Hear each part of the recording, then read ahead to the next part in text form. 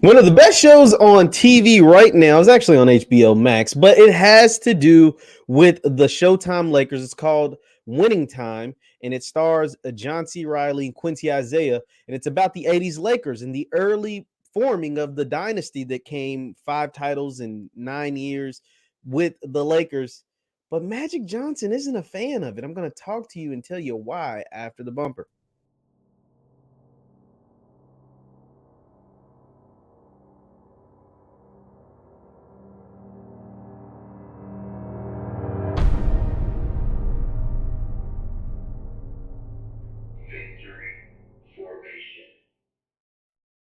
What's good people? My name is JeffLightsyJr. here with the Black Boss channel and Victory Formation. Thank you guys for tuning in. Be sure to hit the thumbs up button, like, share, subscribe, and notification bell because we upload every single day. Now, Winning Time is on HBO right now. It's actually highly entertaining. I love the show. I watch, I tune in every week about what is taking place, the early forming of the Lakers dynasty that took place during the 80s. Obviously, Magic Johnson was drafted in 79, and from there, this team took off from his winning the championship in his rookie year and 4 more over the course of the 80s. I think it was that year, 82, 85. And let me not get to messing it up, but they won a lot of titles. They won 5 titles. Boston won 3 over that 10-year span.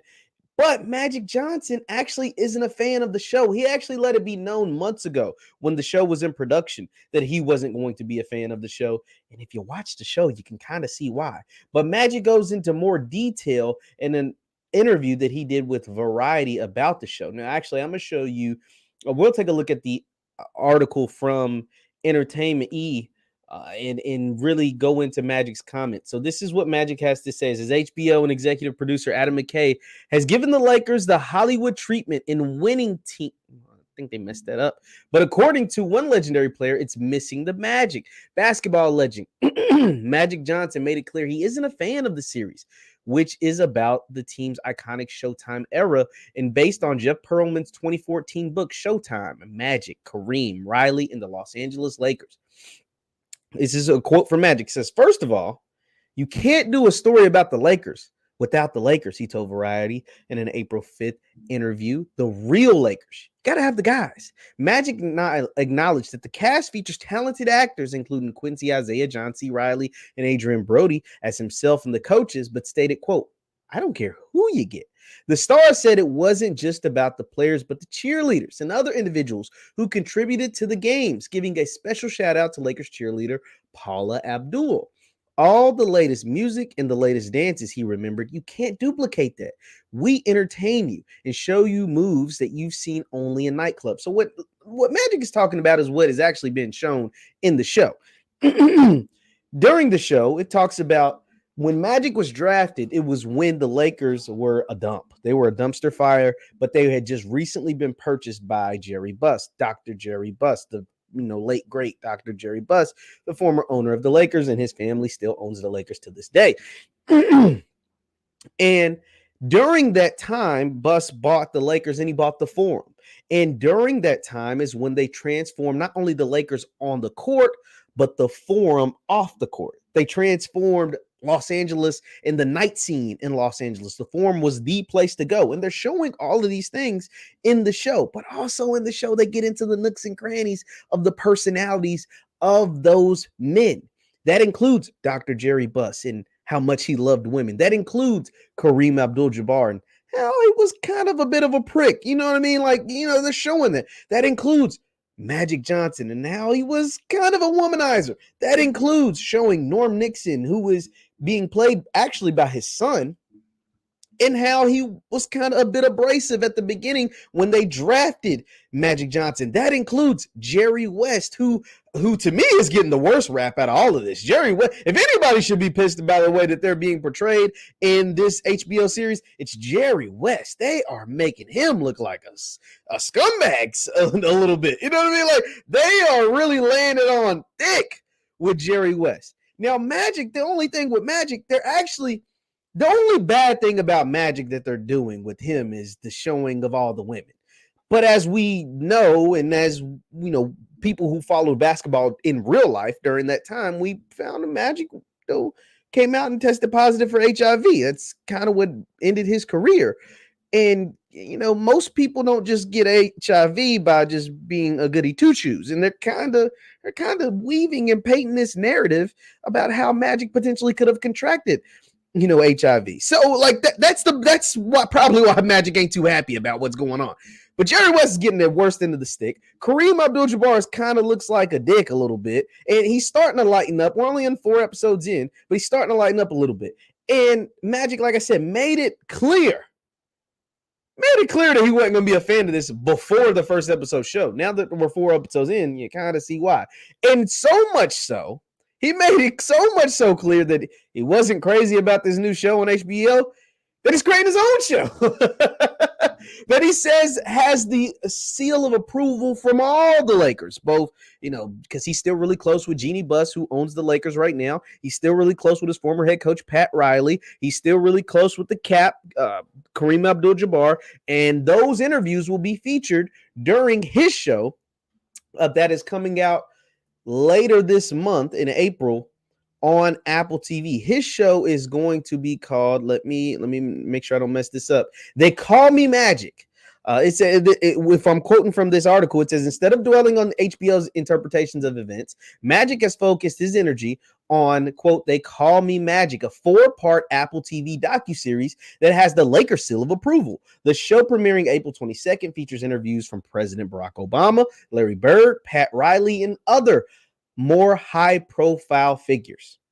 So that's what Magic's doing. He is so much against this HBO series. He said Magic been Magic for a very, very long time. Like he's done he's lived 10 lives. He's done more in his one life than some people would do in 10 lives, right?